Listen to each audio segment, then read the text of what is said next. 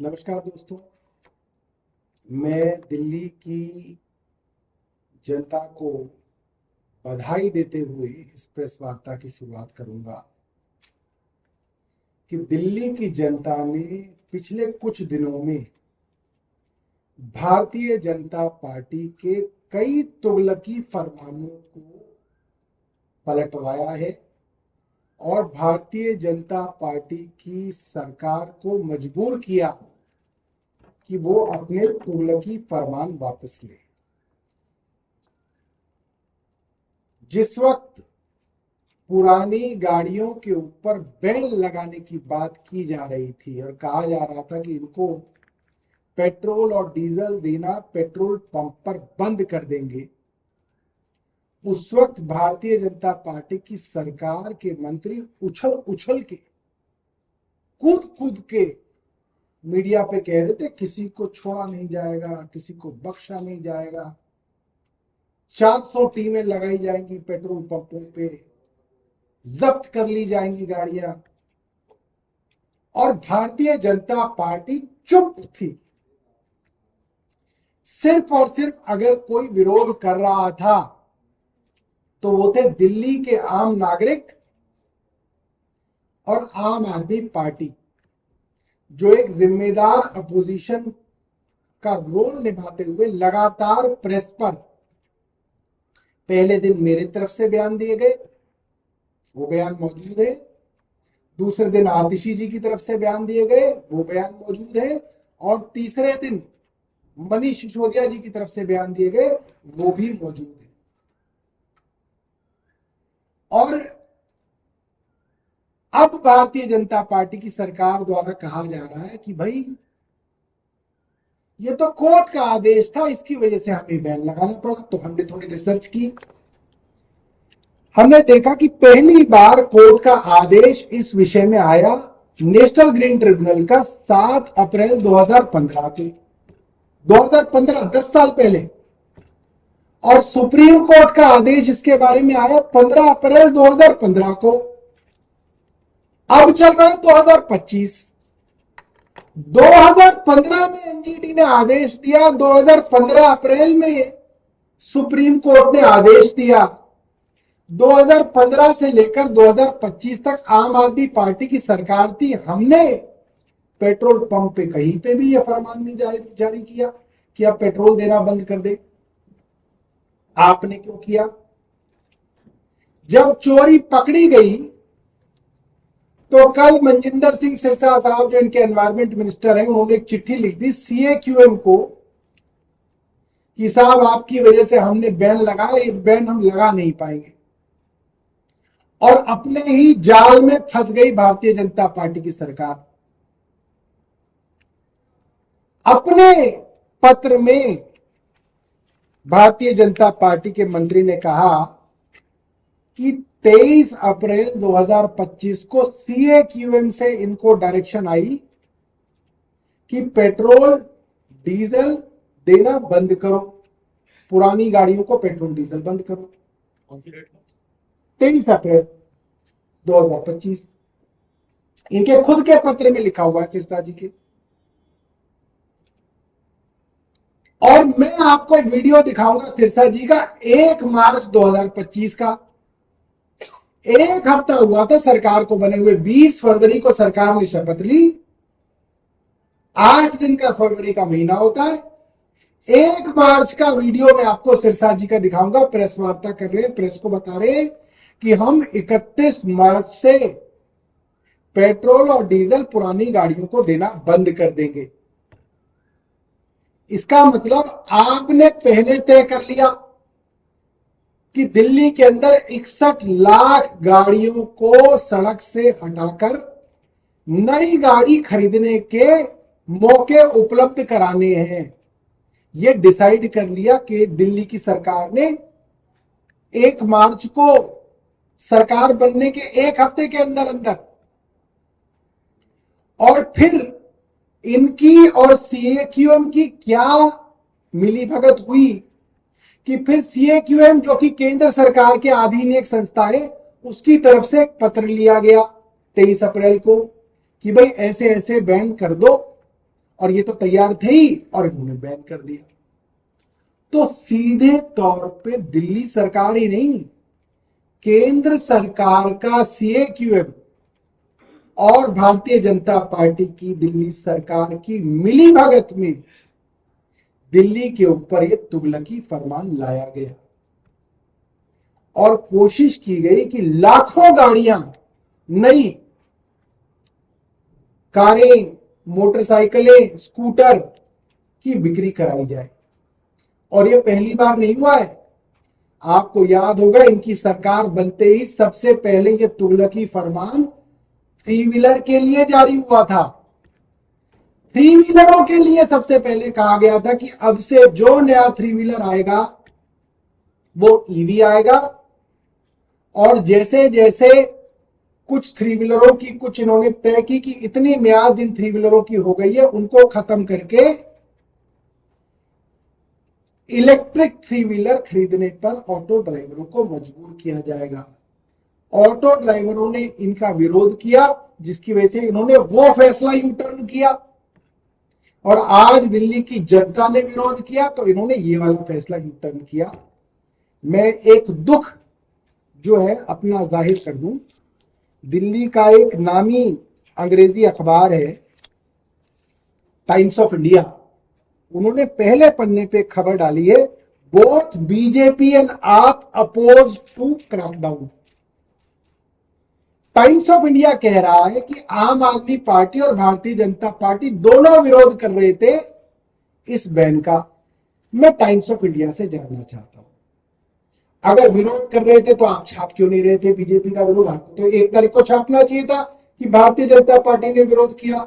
आपको 2 तारीख को छापना चाहिए था, आपको 3 तारीख को छापना चाहिए था, आप 4 तारीख को 4 तारीख को आप छाप रहे हैं। और अगर विरोध किया था तो वीरेंद्र सचदेवा ने कभी चिट्ठी लिखी हो तो हमें भी कॉपी दे दी जाए।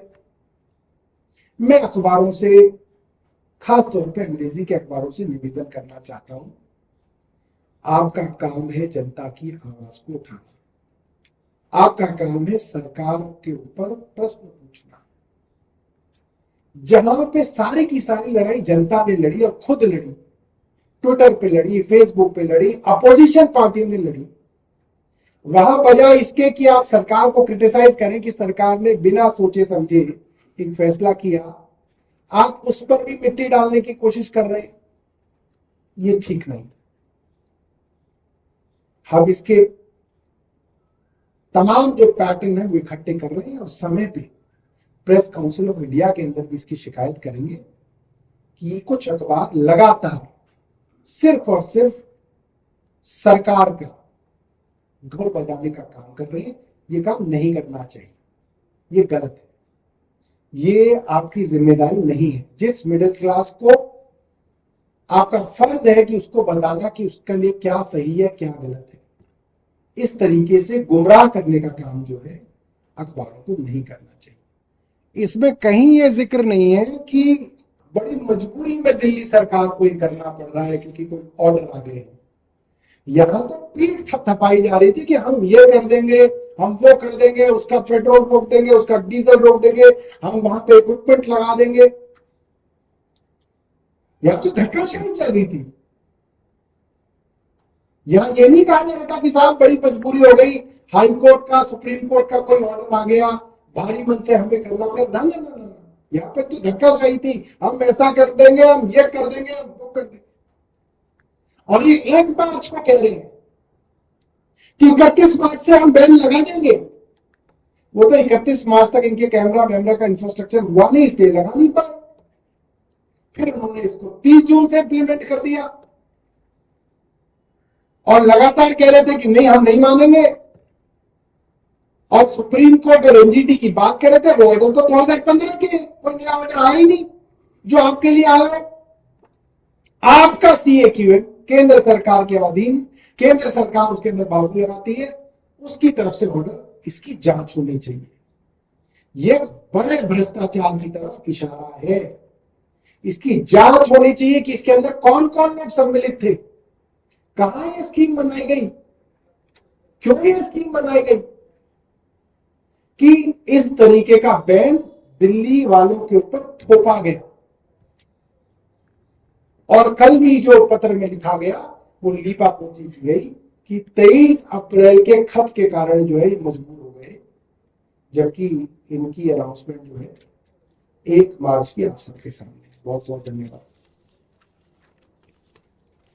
आप बार बार ये कह रहे हैं कि आप लोग ने ये इस तरीके से बीजेपी सरकार ने किया, अगर कोर्ट का फैसला था, आप लोगों ने भी तो इस तरीके से गाड़ियां आपके रिजीम में भी उठी थी, गाड़ियां घरों से उठने लगी थी। बिल्कुल, और हमारे ट्रांसपोर्ट मिनिस्टर का ऑन रिकॉर्ड डायरेक्शंस में अफसरों को कि आप मत करिए, और वो अफसर जो उस वक्त एलजी के अधीन थे वो जबरदस्ती ये काम कर रहे थे, ये भी ऑन रिकॉर्ड है। और अब तो वो मंत्री जो है कैलाश गहलोत जी बीजेपी में जा चुके हैं, अब तो उनकी बात ज्यादा मान लेगी बीजेपी, उनसे पता कर ले, उनकी तो चिट्ठियां हैं, उनके ऑन रिकॉर्ड डायरेक्शन से। अखबारों में आज भी लिखा हुआ है कि मंत्री कह रहे हैं कि मत उठाओ, और जो एजेंसी और बाबू कह रहे हैं कि नहीं हम उठाएंगे। क्यों? क्योंकि उस वक्त भी ये षड्यंत्र चल रहा था कि किसी तरीके से पुरानी गाड़ियों को हटाया जाए और ऑटोमोबाइल सेक्टर को फायदा पहुंचाया जाए। ये उस वक्त भी षड्यंत्र चल रहा था, उसकी जांच करा लीजिए। हम तो तैयार है कि कौन अफसर थे जो अत्यधिक व्याकुल थे, देखो सो कीन कि बस गाड़ियां उठा ली जाए, लोगों के घरों से उठा ली जाए, पार्किंग से उठा ली जाए, सड़क से उठा ली जाए, बस उठाई जाए। ये वही लॉबी है जो उस वक्त भी काम कर रही थी, और ये वही लॉबी है जो आज भी काम कर रही थी। सर होना क्या चाहिए इस मामले में? तो मामला तो गंभीर है क्योंकि कोर्ट के आदेश है, कोर्ट के आदेश के बावजूद इस तरीके से अगर सरकार भी, दिल्ली सरकार भी वापस ले रही है, हल क्या है इसका? देखिए ऐसा है, भारतीय जनता पार्टी कितना कोर्ट को मानती है, कितना सुप्रीम कोर्ट को मानती है, वो एक बार नहीं दर्जनों बार हमारे सामने आया। दिल्ली की चुनी हुई सरकार को सुप्रीम कोर्ट के 5 जज के कॉन्स्टिट्यूशनल बेंच ने ताकतें दी, सर्विसेज, अफसरों की ट्रांसफर पोस्टिंग, अफसरों के ऊपर कंट्रोल, विजिलेंस, सब कुछ दिया। 8 दिन के अंदर भारतीय जनता पार्टी की केंद्र सरकार ऑर्डिनेंस लाके सुप्रीम कोर्ट के फैसले को पलट देती है। आप सबने देखा, सुप्रीम कोर्ट फैसला करता है कि देश का चीफ इलेक्शन कमिश्नर कौन अपॉइंट करेगा? 3 मेंबर कमेटी, प्रधानमंत्री होंगे, लीडर ऑफ अपोजिशन होंगे और चीफ जस्टिस ऑफ इंडिया होंगे। क्यों? एक प्रधानमंत्री हो गए, एक लीडर ऑफ अपोजिशन हो गए, अलग अलग हो गए, एक चीफ जस्टिस हो गया, न्यूट्रल आदमी हो गया, एक न्यूट्रल चीफ जस्टिस, और 2 लोग मिलके एक न्यूट्रल चीफ इलेक्शन कमिश्नर नियुक्त करते। क्या किया भाजपा की सरकार ने? उस फैसले को पलटते हुए ऑर्डिनेंस ले आए। अब अपना आदमी बनाया जाता है चीफ इलेक्शन कमिश्नर, अपना घर का इलेक्शन कमीशन हो गया भारतीय जनता पार्टी का, जो चाहते हैं कराते हैं। प्रधानमंत्री की रैली किस दिन होगी उससे डिसाइड होता है कि इलेक्शन किस दिन डिक्लेयर होगा। लोग कहते हैं अच्छा प्रधानमंत्री की रैली आखिरी कब है? अच्छा उस तारीख को है, हाँ तो उस दिन इलेक्शन कमीशन की जो है प्रेस वार्ता होगी। ये हाल है आज प्रेस इलेक्शन कमीशन का। क्यों? क्योंकि सुप्रीम कोर्ट के फैसले तो जब चाहे पलट देते हैं। तो जब अपने लिए मन करता है, अपने को सूट करता है, तो सुप्रीम कोर्ट के फैसले पलट दिए जाते हैं। और जब ऐसा लगता है कि इस फैसले से तो फायदा उठाया जा सकता है, तो सुप्रीम कोर्ट की डुगडुगी बजा के जनता को परेशान किया जाता है। 10 साल पुराना सुप्रीम कोर्ट का फैसला निकाल के ले आए कि बैन आप लगा देंगे। तो ये सब जो है भारतीय जनता पार्टी सोचती है कि लोग बेवकूफ है, लोग बेवकूफ नहीं। और एक और मैं बता देता हूं आपको, जो पेट्रोल पंप के मालिक थे, ये लोग भी 2 तारीख को जो है हाई कोर्ट गए थे, और इसकी पूरी संभावना थी कि ये जो कानूनी पेंच मैंने आपको बताए, उन पेंचों के ऊपर दिल्ली सरकार के इस फैसले पर स्टे हो रहा था। इसकी भी बहुत संभावना थी। ये भी दिल्ली सरकार को दिख रहा था कि एम्बैरेसमेंट हो जाएगा।